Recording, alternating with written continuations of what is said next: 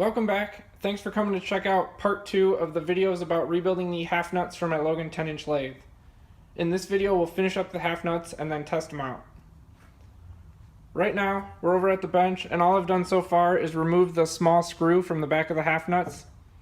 This rides in like a cam and is what allows the half nut to open and close on the lead screw. So I took those out and then just lightly stoned this surface and this surface to remove any burrs so that when we mount them on the faceplate it'll sit nice and flush. I'm going to do this operation on a mill because it's a little bit of an easier setup and I have one available. But I know a lot of guys, the first thing they get is a small lathe, and it is possible to do this project on a lathe without the use of a mill. So I'm going to go over the setup I'm going to use and then I'll show some alternatives for if you don't have a mill. So the angle plate that I'm going to use has a bunch of slots cast into it, and that's going to help make it really easy to mount the half nuts. All I need is a scrap of aluminum with 2 holes drilled in it, and they're the same distance apart as the holes in the back of the half nuts here, including our 1/8 inch spacer. I've got a couple of 1032 bolts. These are 1032 screws, so we'll put it through our aluminum spacer, back of the angle plate, and it'll thread right here into the half nut. Then all we have to do is tighten up this nut and it'll draw it up tight. So I'm going to get one of them on there. Make sure it's square because only this inside edge is machined. This is just rough casting on that side. And then bolt the other one up with our spacer in between. So that's the easiest way to do it for the mill that I've found. You can do a very similar setup on a lathe, say with just a smaller angle plate bolted to a faceplate of a lathe offset, and that'll allow you to mount the half nuts onto there. Or if you have a 4-jaw chuck, you can just use a flat piece offset so that you can dial in the center of the half nuts as the center line of the lathe. So it is possible on a lathe, but it's a little bit more of a difficult setup. So I'm going to get this all bolted up and square and over at the mill, and then I'll bring you back. It's all set up over at the mill now. The half nuts are bolted up square to the angle plate, and I put this extra clamp on here just to keep them pinched together on the little spacers. And the angle plate's bolted down to the table, square with the x-axis. So I'm just going to slowly start opening up the bore. I have it approximately centered on there, but because it's just old worn out threads, I don't know of a way to get it perfectly centered. So I'm going to slowly start opening up the bore and inspect after each pass to see if one side or front or back of the threads looks like it's getting down to the root of the threads faster, and then adjust the table as necessary to try to keep it as much on center with the old threads as possible.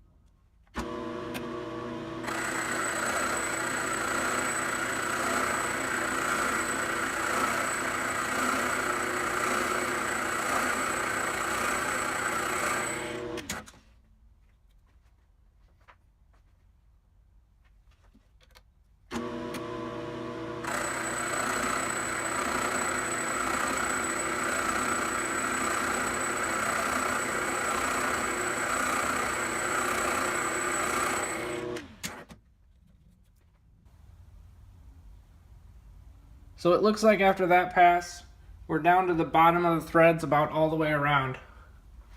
So right now, it's at about 770, and we have to open it up to over 900 because our threaded brass piece was a little over 900. So we're just going to keep opening it up now a little bit at a time and check the diameter as we go.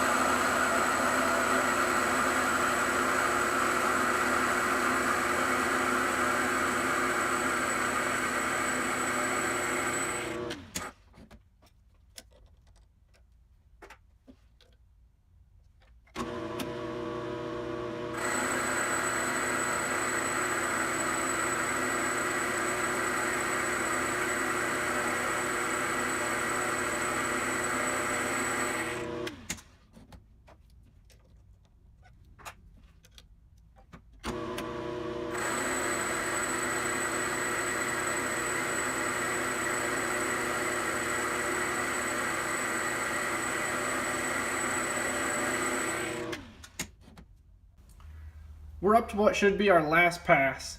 The diameter right now is about 915 thousandths. When we made the brass threaded part in the lathe, it turned out to just over 900, 902. So I wanted about 20 thousandths extra, about 10 thousandths all the way around for the epoxy. I didn't want a perfect fit so that it smushed out all the epoxy when we went to glue it together. So we'll do one more pass and then see how it fits in there.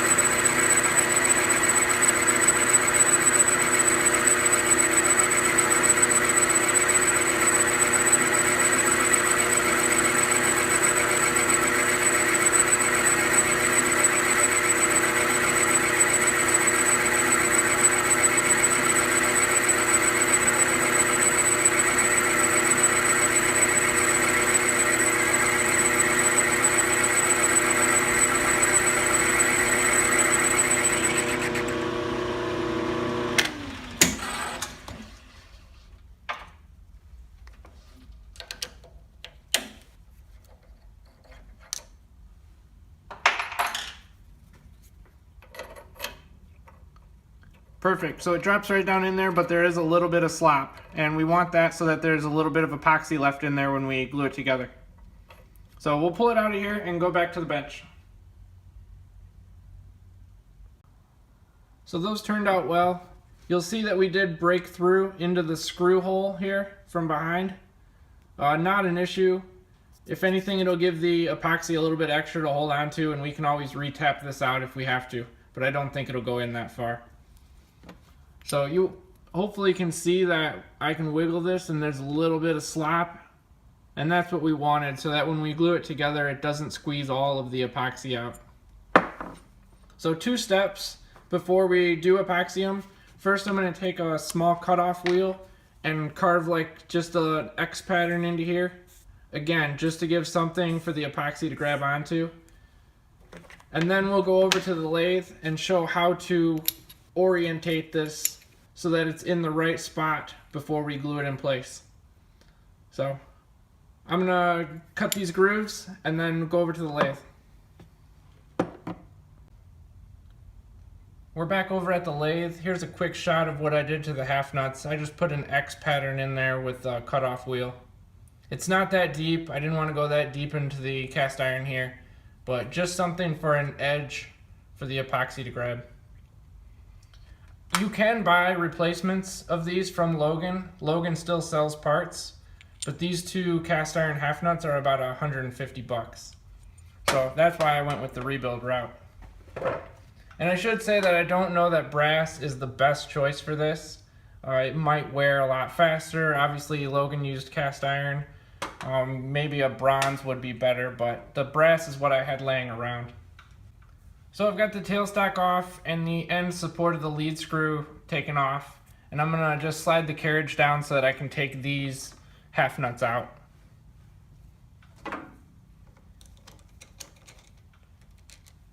These are the set that I rebuilt when I first got the lathe, and I did it with a set that looked equally as worn out as the ones I started with in this video.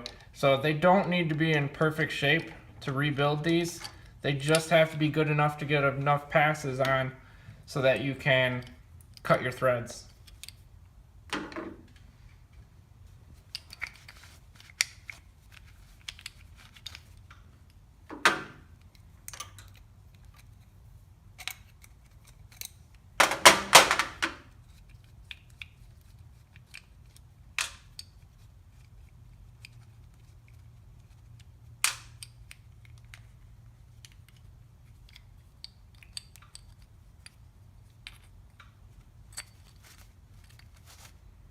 So this is the set that I already rebuilt.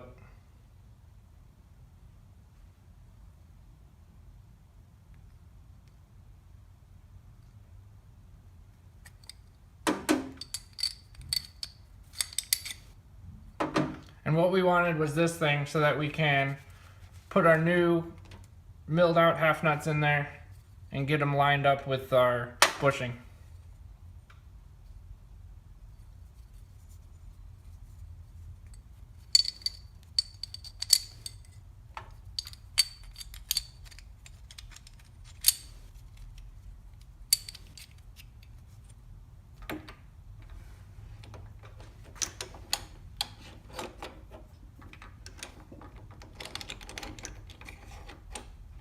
It is a little tricky to get lined up, especially with the camera in the way.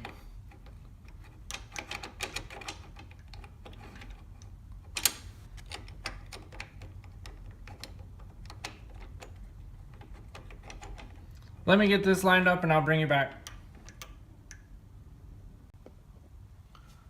Okay, I got those in. You can see them actuate with the lever here, closed down. So I'm going to slide this back down.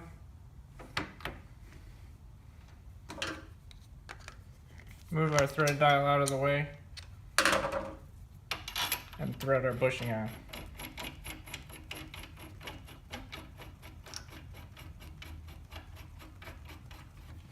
We don't have to go far, just enough to let the threading dial grab into some screws on this side of it.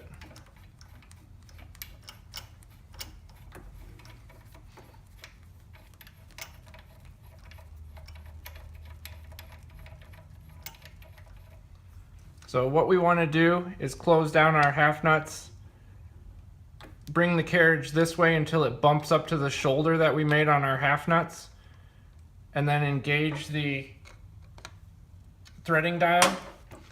And you want to rotate the bushing until you come up to the shoulder when this threading dial is at one of the numbers. So that's how you clock it to the right position. Otherwise, every time you go to thread, you'll have to engage it some weird place in between the numbers on your threading dial. So it's a little bit off right now. I'll just adjust it one way a little bit and try it again.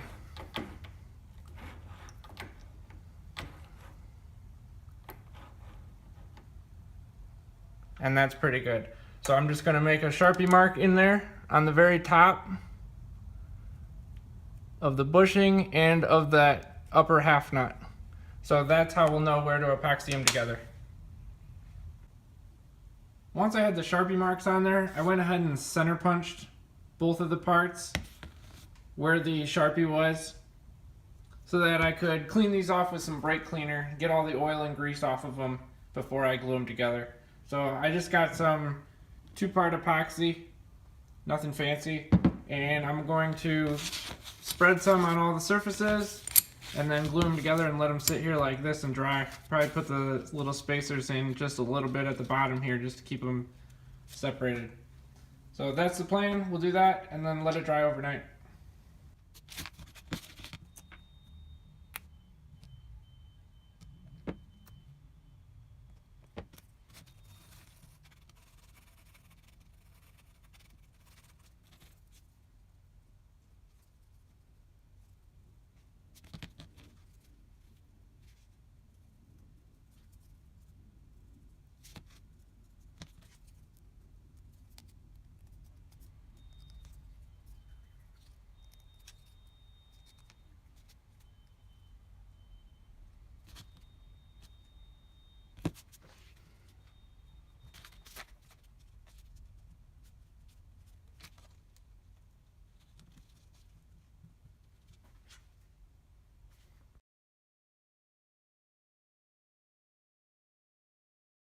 I allowed the epoxy to cure overnight, and now it's ready to be cut apart. A little bit of extra epoxy ran down here that we'll just clean up with a razor blade. We need it out of the way of these because that's what it rides in on the lathe.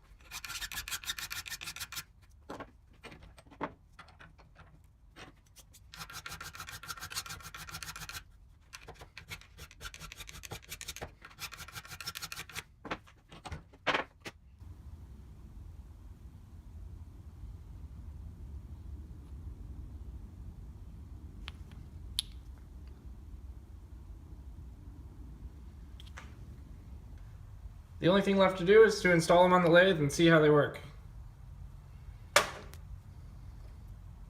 So now that there's this shoulder on the half nut, you have to slide it in from the side. You can't fit it through the back anymore, so you have to slide it through the side and then put the screw in the back of it.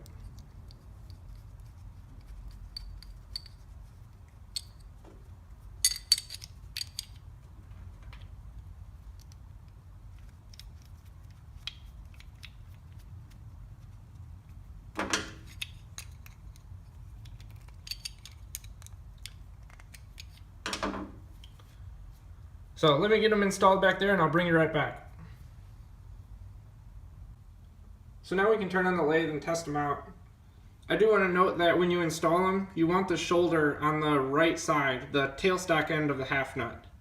And the point of that is that for 90% of my turning is done towards the headstock direction.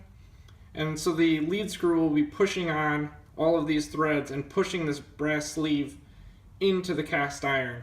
Not the other way around where it wouldn't have any extra support and it's just pushing it sheer through the cast iron.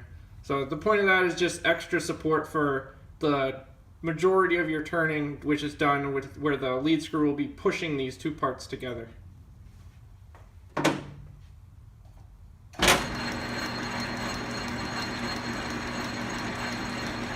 So we'll see how we did on our alignment.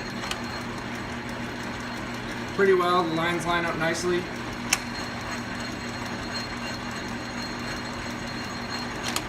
And it engages easy.